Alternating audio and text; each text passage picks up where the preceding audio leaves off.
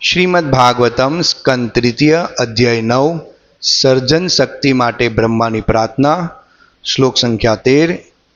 પુંસામતો વિધિ કર્મભિરિદ્વરાધે દાનેન ચોગ્ર તપસા પરિચર્યયા ચ આરાધનમ ભગવતસ્વ સત્ક્રિયાર્થો ધર્મો અપીર્તિતઃ કરહિચિદ બ્રિયતે ન યત્ર. अर्थ अनुवाद भावार्थ श्री श्रीमद एशी भक्ति वेदांत स्वामी प्रभुपाद के द्वारा. पुंसाम लोकोना अतः माटे विविध कर्म भी विभिन्न सकाम कर्मों वड़े अध्वर आधय वैदिक कर्मकांड करवाथी दानेन दान वड़े च अने उग्र तपसा कठोर तप वड़े परिचर्या दिव्य सेवा थी च पण आराधनम पूजा भगवत भगवाननी तव आपनी सत्क्रिया अर्थ आपने प्रसन्न करवा माटे ज धर्म धर्म अर्पित एम अर्पण करी करहिचित क्यारे ब्रियते नाश पामतु न नथी यत्र त्या. अनुवाद. આપની આરાધના માટે આચરાયેલા વૈદિક કર્મકાંડ, દાન, કઠોર તપાચરણ, દિવ્ય સેવા જેવી લોકોની ધાર્મિક પ્રવૃત્તિઓ અને સકામ કર્મોનું ફળ આપને અર્પણ કરી આપને પ્રસન્ન કરવાના પ્રયાસો પણ લાભદાયક છે. ધર્મની આવી ક્રિયાઓ કદી નિષ્ફળ જતી નથી. ભાવાર્થ. શ્રવણ, કીર્તન, સ્મરણ, પૂજન, સ્તવન વગેરે 9 પ્રકારની આધ્યાત્મિક પ્રવૃત્તિઓ દ્વારા થતી પૂર્ણ શુદ્ધ ભક્તિ આડંબર પ્રિય લોકોને હંમેશા ગમતી નથી. તેઓ ઉપલક્રિયામ વૈદિક કર્મકાંડો અને ખર્ચાળ સામાજિક પ્રદર્શનો પ્રત્યે વધુ આકર્ષાય છે. પરંતુ વૈદિક શાસ્ત્ર આજ્ઞા પ્રમાણે બધી જ ધાર્મિક ક્રિયાઓનું ફળ પરમેશ્વરને અર્પણ કરવું જોઈએ. ભગવદ્ ગીતા અધ્યાય 9 શ્લોક સંખ્યા 27 ભગવાનની માંગણી છે કે મનુષ્ય તેના દૈનિક કાર્યોમાં પૂજા, યજ્ઞ, દાન વગેરે જે કંઈ કરે છે એ બધાનું ફળ કેવળ ભગવાનને સમર્પિત કરવું જોઈએ. ધાર્મિક કાર્યનું પરમેશ્વરને થતું આ સમર્પણ ભગવદ્ ભક્તિની નિશાની છે અને સનાતન મૂલ્ય ધરાવે છે. જ્યારે મનુષ્ય પોતે જ ફળ ભોગવે એ તો ક્ષણિક છે. ભગવાનને માટે જે કંઈ કરવામાં આવે તે કાયમી પૂંજી છે. ભગવાનની શુદ્ધ ભક્તિમાં ધીમે ધીમે વિકાસ સાધવા માટે આ પૂંજી અદશ્ય સુક્ત રૂપે જમા થાય છે. ભગવત કૃપાથી આ અદશ્ય સત્કર્મો એક દિવસે સંપૂર્ણ ભક્તિમાં પરિણમે છે. તેથી જે મનુષ્ય શુદ્ધ ભક્તો નથી તેમને માટે અહીં પ્રભુ પ્રિયર્થે કોઈ પણ ધાર્મિક કાર્ય કરવાની ભલામણ કરવામાં આવી છે. ઓમ અજ્ઞાનતિમિરદાન્યસ્ય જ્ઞાનાંજનશલાકયા ચક્ષુર્મિલિતમેન તસ્મૈ શ્રી ગુરુવે નમઃ. વંદે અહં શ્રી ગુરુઃ શ્રીયુતપદકમલં શ્રીગુરૂન વૈષ્ણવવાચ. શ્રીરૂપં સાગરજાतं સહગણ રઘુનાથાવિतं तं સજીવनं સાદ્વૈतं સાવધૂतं પરિજન સહિત કૃષ્ણ ચૈતન્ય દેવમ શ્રી રાધા કૃષ્ણ પાદાન સહગણ લલિતા શ્રી વિશાખાવતાન ચ.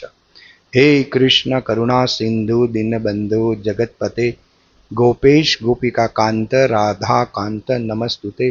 તપ્ત કાંચમ ગૌરાંગી રાધે વૃંદાવનેશ્વરી વૃષભાનુસુતે દેવી પ્રણમામિ હરિપ્રિય. વાંછા કલ્પતરુભ્યશ્ચ કૃપા સિંધુભ્યઃ ચ પતિતાનાં પાવનેભ્યો વૈષ્ણવેભ્યો નમો નમઃ. શ્રી કૃષ્ણ ચૈતન્ય પ્રભુ નિત્યાનંદ શ્રી અદ્વૈત ગદાધર શિવાસાદિ ગૌર ભક્તવૃંદ. હરે કૃષ્ણ કૃષ્ણ કૃષ્ણ હરે હરે, હરે રામ રામ રામ હરે હરે કૃષ્ણ.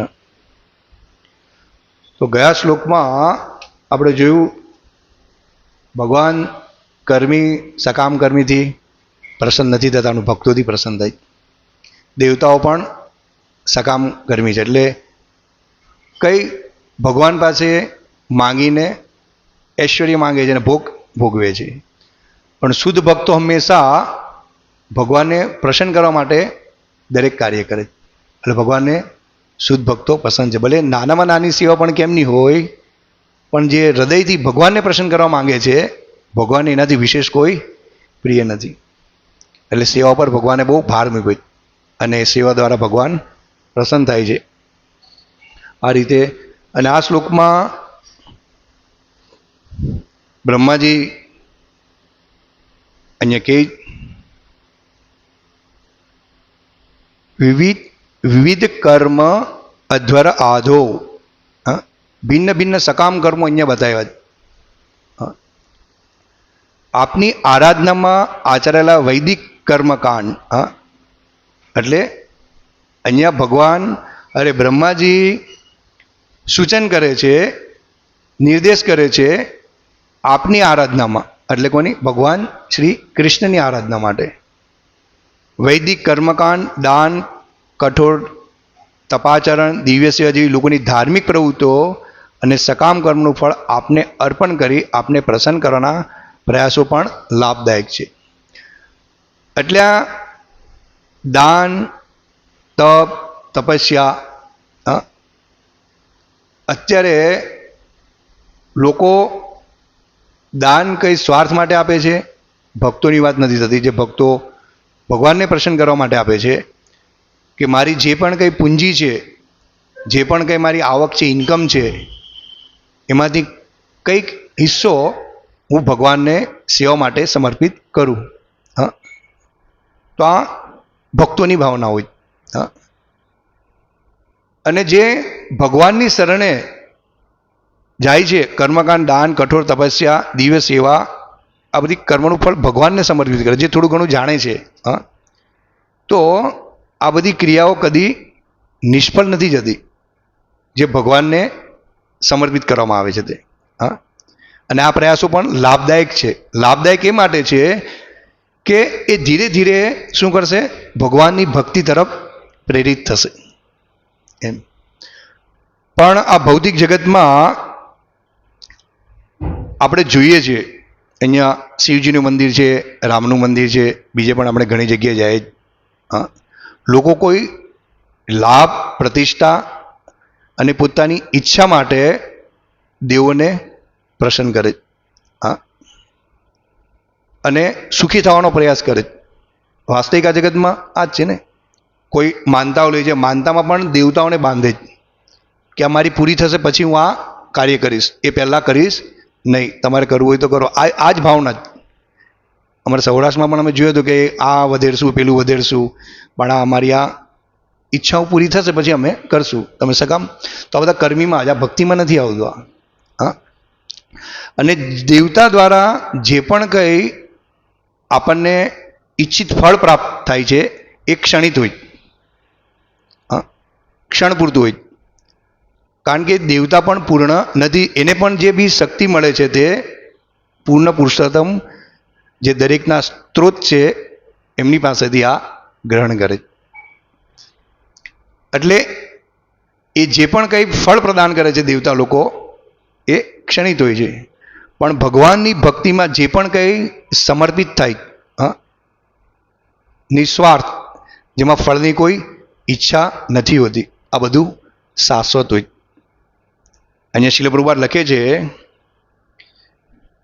જ્યારે મનુષ્ય પોતે જ ફળ ભોગવે એ તો ક્ષણિક છે. ભગવાનને માટે જે કંઈ કરવામાં આવે તે કાયમી પૂંજી છે. ભગવાનની શુદ્ધ ભક્તિમાં ધીમે ધીમે વિકાસ સાધવા માટે આ પૂંજી અદૃશ્ય સુક્ત રૂપે જમા થાય છે. અને પછી લખે કે વૈદિક શાસ્ત્રના આજ્ઞા પ્રમાણે બધી ધાર્મિક ક્રિયાઓનું ફળ પરમેશ્વરને અર્પણ કરવું જોઈએ. ભગવદ્ ગીતા 9:27 લખે છે, યત કરોસી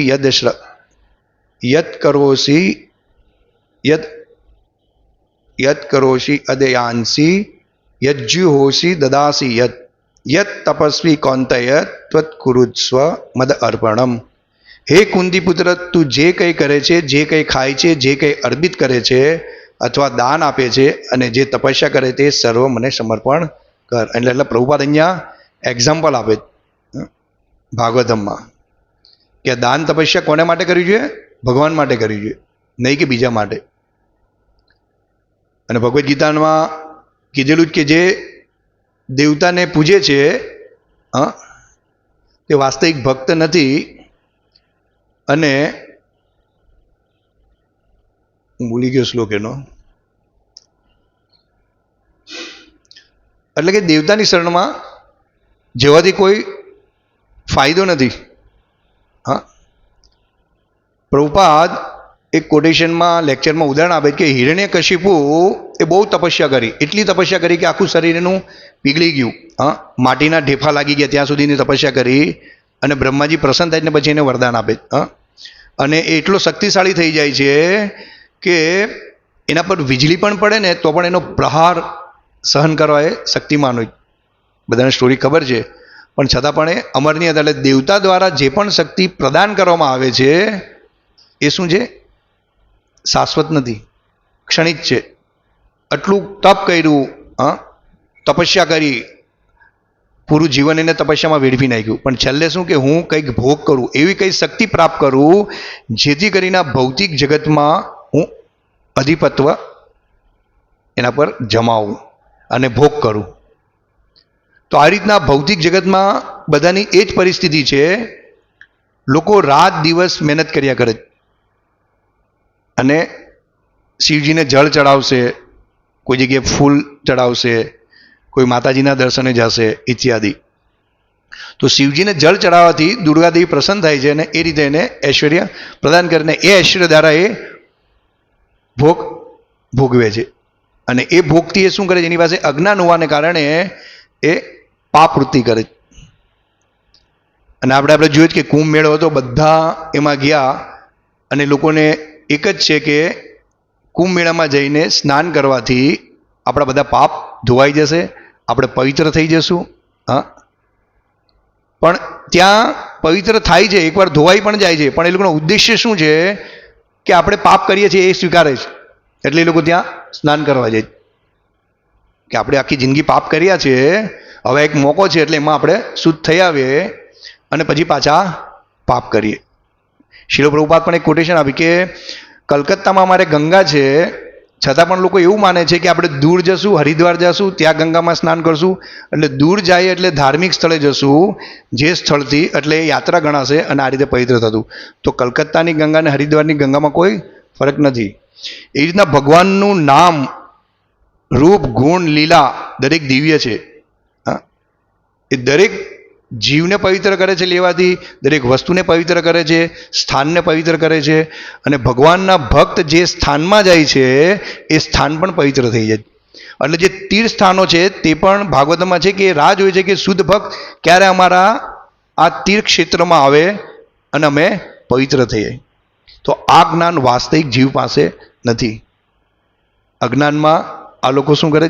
બસ આવું જ ઈચ્છે છે કે શુદ્ધ ભક્ત ભગવાન કોણ છે એ જ ખબર નથી, પછી ભક્તની ક્યાં રહી? કોઈને પણ ભક્ત માની લે છે. જે પણ આજે આપણે જોઈએ કથાકથિત કથાકારો, જે નિયમનું આચરણ નથી કરતા તે સાધુઓ, અને એનું માનીને પગે લાગે છે, કેવી રીતે કરે છે, અને એક આંધળો જેમ બીજાને દોરવણી કરે એ રીતના બધા એની પાછળ જાય.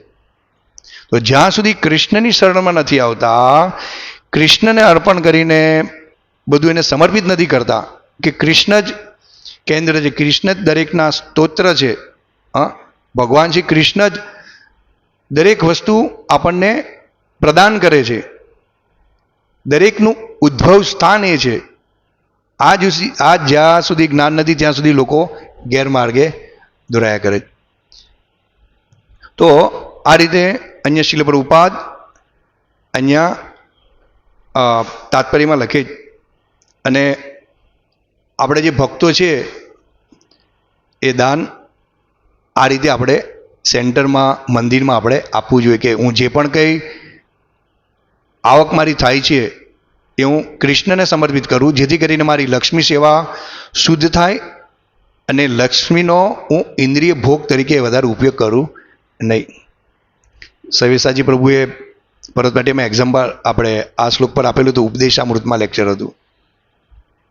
ભક્તિમાં જે સિદ્ધાંતો છે જે પતન થવાના, અત્યાહાર, વધારે ધન એકઠું કરવું, અભક્તોનો સંગ કરવો, આખું વર્ણાશ્રમ પર હતું કે સિટીમાં આ પોસિબલ નથી કે આનાથી લોકો દૂર રહેશે, કારણ કે ગેઝેટ, ઇન્સ્ટ્રુમેન્ટ, અભક્તોનો સંગ આપણને હર ક્ષણ મળે જે વસ્તુ છે તે. એટલે વર્ણાશ્રમમાં જે આપણને ત્યાં પ્રોજેક્ટ બતાવ્યો કે ત્યાં એ આપણને એવી સુવિધા પ્રદાન કરે છે કે આ દરેક વસ્તુથી આપણે દૂર રહીએ છીએ.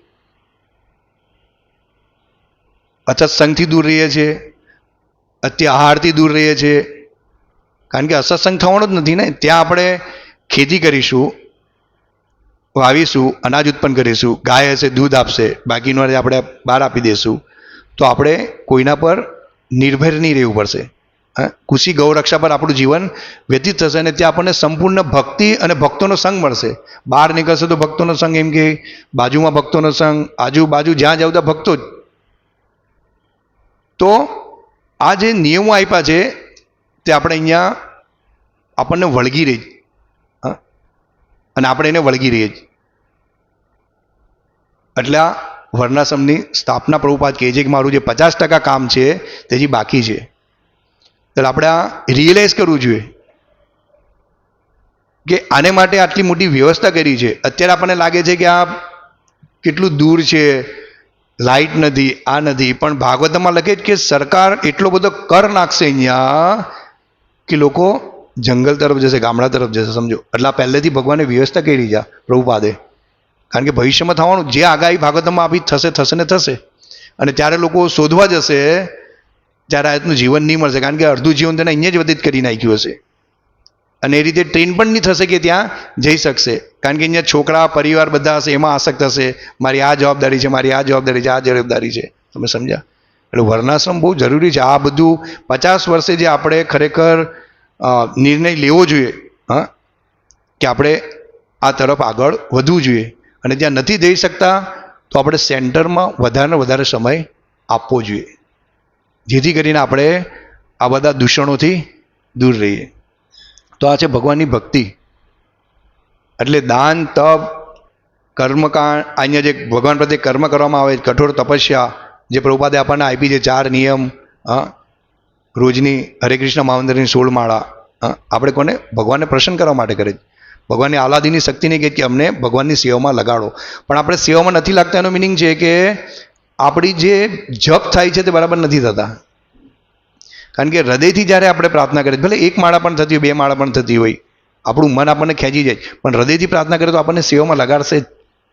એ સેવા નાની છે મોટી છે આપણે નથી જોવાનું, પણ વાસ્તવિક આપણે પ્રાર્થના કર્યા છે કે અમે સેવામાં લગાડો. એટલે ભગવાન આ બધી વ્યવસ્થા કરે છે. જ્યારે જપ આપણા વ્યવસ્થિત થાય ને ત્યારે ભગવાન વ્યવસ્થા કરે છે. રીડિંગ આપણું વ્યવસ્થિત ત્યારે ભગવાન આપણી વ્યવસ્થા કરે છે. ભગવાન કહે કે હૃદયમાં પરમાત્મા તરીકે હું બેઠો છું અને જીવની ઈચ્છા જાણું છું અને જે ઈચ્છા કરે તે હું પૂર્ણ કરું છું. તમે સમજ્યા? તો આ એક તપસ્યા છે અને એટલી સારી આપણને તપસ્યા પ્રભુપાદે આપી. બ્રહ્મુહૂર્તમાં ઊભું થવું, જપ કરવા, પ્રસાદ ગ્રહણ કરવો, જે કમાય છે તે ધન આપણે ભગવાનને આપીએ છીએ. તો આ રીતે આપણે ભક્તિમાં આવી ગયા છે. હવે ભક્તિમાં આવ્યા પછી એમાં કઈ રીતે આપણે દ્રઢ રહીએ અને કઈ રીતે માયાનો સંગ ઓછો કરીએ અને કઈ રીતે ભગવાનનો આત્મા સાક્ષાત્કાર કરીએ અને ભગવાનનો અનુભવ કરીએ, ભગવાનની વાણીનો અનુભવ કરીએ, ગુરુના આદેશનો આપણે પાલન કરીએ, આપણને રિયલાઇઝ થાય. એ છે રીડિંગ અને જપ મેઇન. નકર આપણે રિયલાઇઝ નહીં થશે.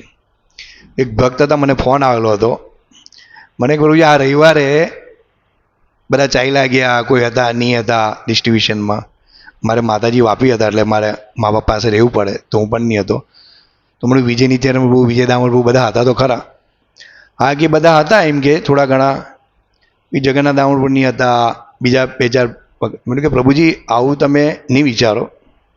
મેં કીધું મેં કે જગન્નાથ દામોદર પ્રભુ દર રવિવારે મંદિરે સેવા કરવા જાય, બુક ડિસ્ટ્રીબ્યુટ કરવા, આપણે નથી જઈ શકતા. આપણી વિચાર શક્તિ કેવી હોવી જોઈએ, આપણી વાણી કેવી હોવી જોઈએ. પહેલો જ આપણે અપરાધમાં જ કહીએ કે પ્રચાર કરવાના ભક્તોની નિંદા કરવી. એની કેટલી સેવા છે, કઈ રીતે કરે છે તે આપણે વિચાર નથી કરતા. હા, પછી કે પ્રભુજી નથી. મળ્યું કે ભાઈ એની પાસે કેટલું કામ હોય છે, હિસાબ કરો, આ કરો, તે કરો. જે પાછલા બારને સેવા કરે આપણે નથી જોઈ શકતા, પણ કે આપણે કેટલા આવે છે તમે વિચાર તો કરો. તમે કોઈ મંગલામાં નહીં, તમે કેટલા વાર મંગલામાં આવો છો, તમે કેટલી વાર ડિસ્ટ્રીબ્યુશનમાં આવો, તમે એ તો વિચાર કરો. આપણે બીજા પર એટલે મળ્યું કે આ ભક્તિમાં શું છે, આ પતન થવાના કારણ છે, આપણને સ્ટોપ કરે. આજે દ્વેષ ઈર્ષા છે ને બહુ સાચવવા જેવું છે. કારણ કે દરેક ભક્ત કોઈ સામાન્ય વ્યક્તિ નથી. હા, કંઈ ને કંઈ સેવા કરી રહ્યા છે અને કોઈ કારણસર નહીં આવી શકે, પણ આપણી કોન્શિયસ એવી હોવી જોઈએ હા કે આપણે આ ભક્તમાંથી કંઈક ગુણ પ્રાપ્ત કરીએ. હા, મેં કીધું કે દર રવિવારે ત્યાં જાય છે મંદિરે, આપણામાંથી કોઈ નથી જઈ શકતું. હા, તમે સમજ્યા કેટલું મોટું એનો ભાવ મેળવ્યું કે એ જુઓ તમે એમ. એટલે એ રીતે મેં થોડુંક આપ્યું. એટલે આ એક પ્રભુજીને ક્યારેક કહેશું કે આપણે કંઈક વૈષ્ણવ સદાચાર પર કંઈક મિટિંગ કરે, જેથી કરીને આ ભક્તોને થોડુંક જ્ઞાન મળે અને અપરાધ આ રીતના અપરાધ કરતા બંધ થાય એમ. તો એટલે શ્રવણ કીર્તન પણ બહુ જરૂરી છે અહીંયા પ્રભુપાદ. એટલે કે શ્રવણમ કીર્તન સ્મરણ પૂજન સ્તવન વગેરે 9 પ્રકારની આધ્યાત્મિક પ્રવૃત્તિઓ દ્વારા થતી પૂર્ણ શુદ્ધ ભક્તિ આડંબર પ્રિય લોકોને હંમેશા ગમતી નથી.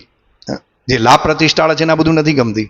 શ્રવણ કરતું, કીર્તન કરવું, હા, સ્મરણ કરવું, એ લોકો શું કરે છે, પૈસા આપે છે, પોતાનું નામ થાય, હા, એવું બધું એને ગમે છે. પણ આ બધું એને નથી ગમતું. આપણે કીધું ડિસ્ટ્રીબ્યુશનમાં ચાલો તો એ લોકો નહીં આવી શકશે.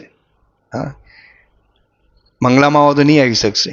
તો આવી બધી આડંબર બી એ લોકોને હંમેશા ગમતી નથી. તેઓ ઉપલ ક્રિયા, વૈદિક કર્મકાંડો અને ખર્ચાલ સામાજિક પ્રદર્શનો પ્રત્યે વધુ આકર્ષાય છે. વૈદિક શાસ્ત્ર આજ્ઞા પ્રમાણે બધી ધાર્મિક ક્રિયાઓનું ફળ પરમેશ્વરને અર્પણ કરવું જોઈએ. બસ આ જ ખાસ એક ઉદ્દેશ્ય છે કે આપણે હંમેશા ભગવાનને પ્રસન્ન કરવા માટે દરેક કાર્ય કરવું જોઈએ કે ભગવાન કઈ રીતના પ્રસન્ન થાય છે એમ. અને આપણે અધ્યાય 17માં પણ જોઈએ છીએ શ્રદ્ધાના વિભાગોમાં, એમાં લખ્યું છે તસ્માદ ઓમ ઇત્યુદાહત્ય યજ્ઞ દાન તપ ક્રિયા પ્રવંતંતે વિધાનોક્તા સતતમ બ્રહ્મવાદીનામ. માટે બ્રહ્મની પ્રાપ્તિ માટે યોગીજનો શાસ્ત્રોક્ત વિધિ પ્રમાણે યજ્ઞ દાન તથા તપની સર્વ ક્રિયાનું શુભારંભ હંમેશા ઓમથી કરે છે. હા, એટલે ભગવાન કે ઓમમાં ઓમ પણ ઊંચું, એટલે દરેક કાર્ય જે તપ તપસ્યા છે તે ભગવાનથી શરૂઆત થાય છે. હા, ઓમ તત સત કરીને આપણે આ દાન કરીએ. આ બધું શાસ્ત્ર પણ શીખવે છે કે વાસ્તવિક દરેક વસ્તુ ભગવાનને સમર્પિત કરવી જોઈએ, જેથી કરીને એ શાશ્વત રહે અને આપણે ભક્તિમાં આપણી પ્રગતિ થાય અને ભગવાન આપણને એની શરણમાં સ્થાન પ્રદાન કરે. બાકી આ ભૌતિક જગતના જે કર્મકાંડ, યજ્ઞ, તપ જે પોતાની ઇન્દ્રિય તૃપ્તિ માટે કરવામાં આવે છે એ વાસ્તવિક ક્ષણિક છે. આપણને થોડુંક એનું સુખ મળશે, પાછા આપણે દુઃખી થશું, પાછા આપણે આવી કંઈક વિધિ કરીશું, પાછા દુઃખી થશું.